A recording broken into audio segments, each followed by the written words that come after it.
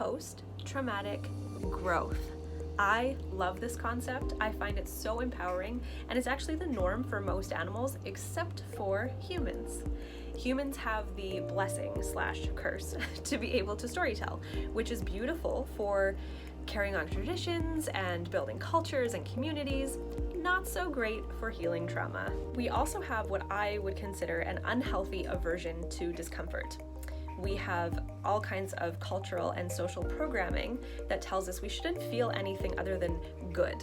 And if we do, we should fix it immediately. And if we can't fix it, we should minimize it. We take meds, we stay strong for the family, we man up, and on, never properly processing the trauma in our body that happens day to day in our lives, big or small. So now it lives in our mind's eye and in the stories that we tell ourselves and our friends over and over and over.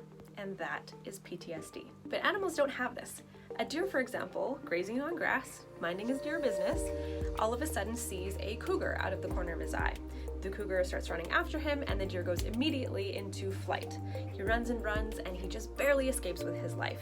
That's pretty traumatic. And yet he doesn't minimize it and interrupt his body from having the somatic experience of trembling and catching his breath. He doesn't have a story about whether it's socially acceptable or not manly enough to allow the processing and tremble a little bit, and then get up, shake it off, and move on. Nobody comes in to hug him and tell him it's okay and that he's gonna be fine. And he doesn't obsess over the details of, oh my God, that was so scary. The world is so dangerous. I can never possibly graze again. Oh my gosh, I just can't.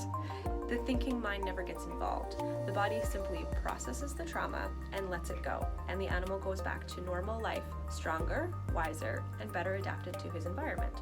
Post-traumatic growth. What we do with our dogs, though, is prevent that somatic experience and processing of trauma. The instant they look anything other than ecstatic, we jump in and we pet and we tell them it's okay, and we give them treats and we give them cuddles. It's okay, mommy's got you, you're fine, all the while hugging, kissing, restraining, coaxing, and any other measure to prevent the body from experiencing the trauma in a healthy way. Why? Because we don't like how it makes us feel to see our dogs tremble or whimper or stress pant. So we interrupt it and we keep them stuck in the trauma cycle. Our shit projected onto them. The empowering thing about this is that we can stop it at any time. We can learn how to be with trauma. We can learn how to hold space for discomfort. We can learn how to coach ourselves and our dogs through that discomfort to the other side, where deep and genuine happiness lives, not this surface level facade of happiness that we're accustomed to seeing.